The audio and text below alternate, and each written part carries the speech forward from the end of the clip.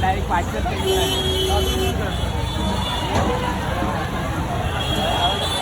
काय नाही उपदर्शन गाडीला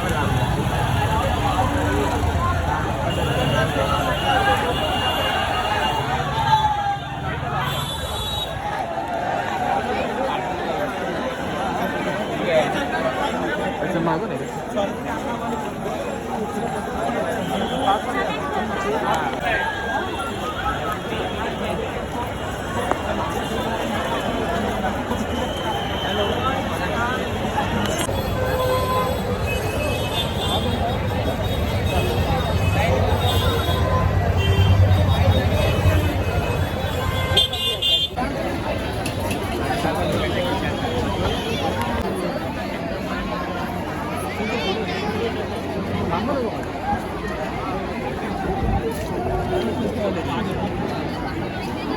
घेऊन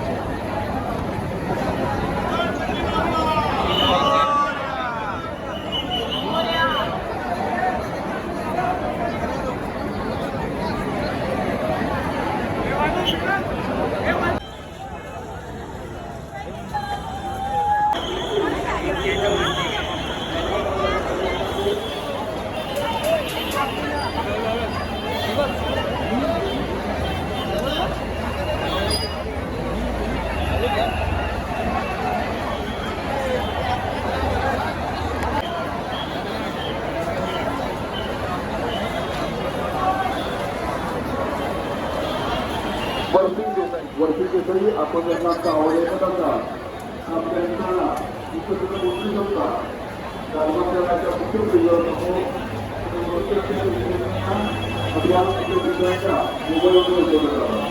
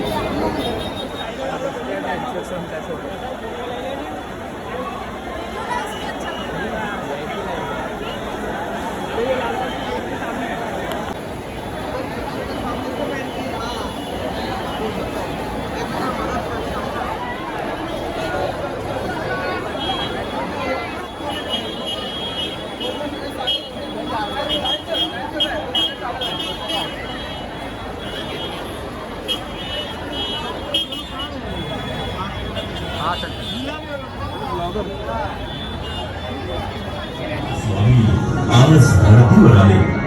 अनुसयेचा तूच दत्त, सुमतीचा तूच श्रीपाद, अंबा भवानीचा तूच नरहरी, आम्हा कैवाऱ्यांचा तूच स्वामी.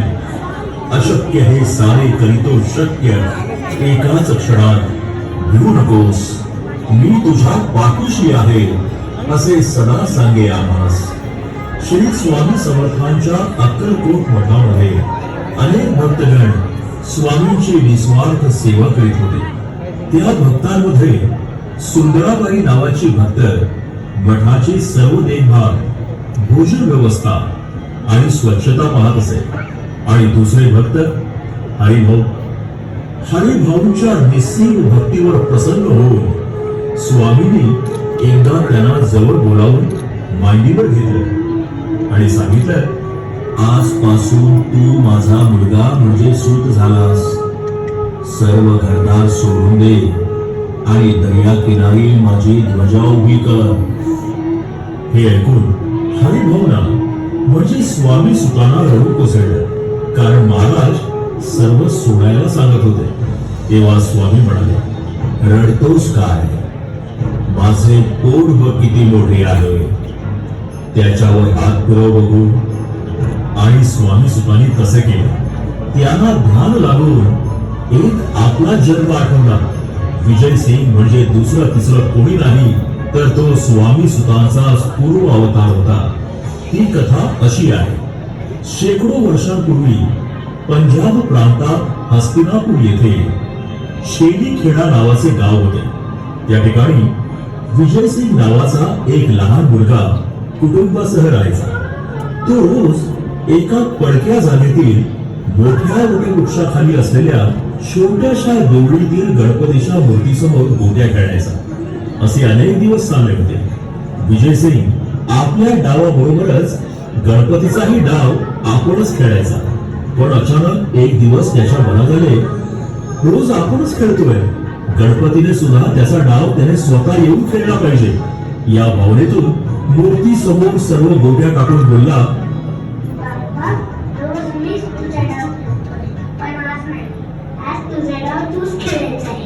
इतके त्याच्या तोंडातून शब्द निघताच धरणी कंपित होऊन वेगाने वारे वाहू लागले.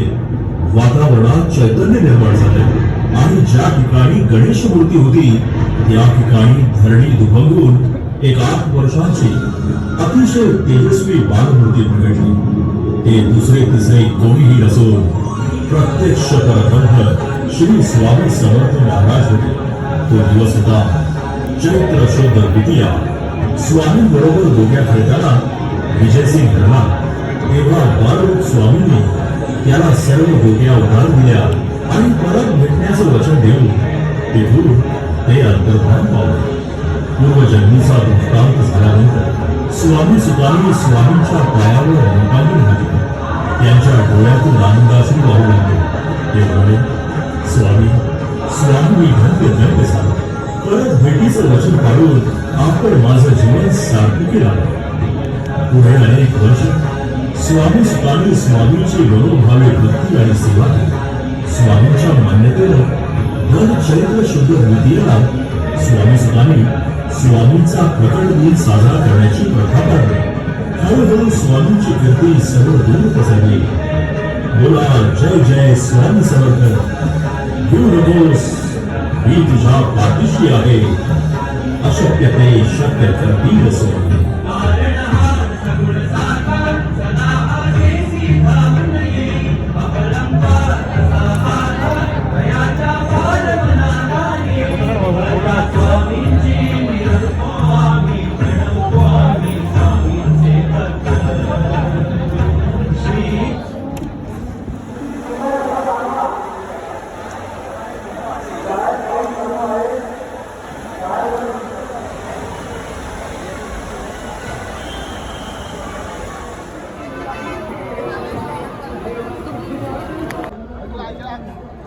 चल दादा.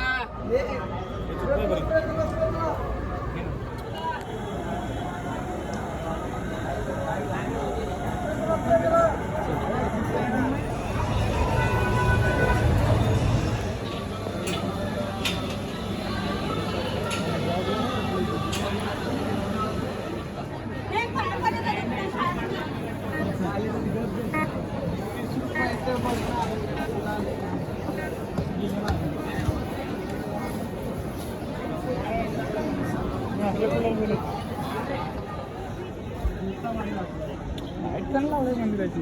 देखावाने चालू केले. काय सुंदर करून ठेवतो. अरे यार देखावा रात्रीचं नाही.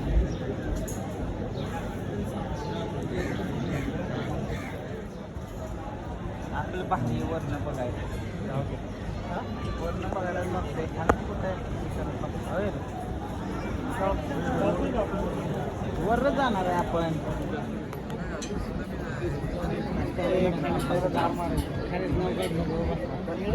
आला दर्शन आला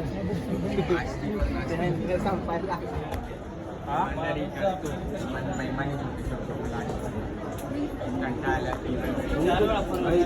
मारुती वाल्याला भिंते का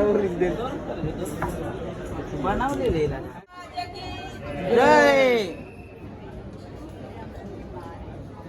भारी मस्त बनवलं उज्जैनला आला तुषार पोचला उज्जैनला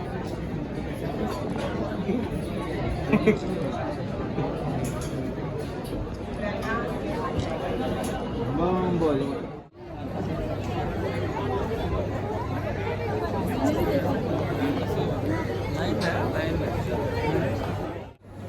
की बाप्पा म्हणावा आम्हाला काही फोटो काढायला बघतो मला तर या अजिबात आवडत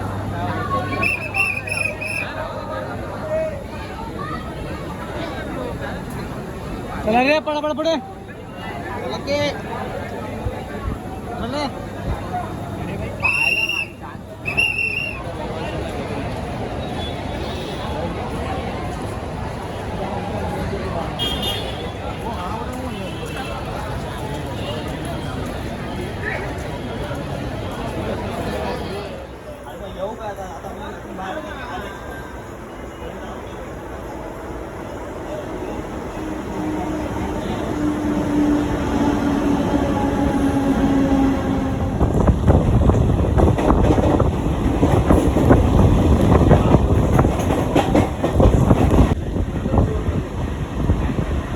जाऊया काय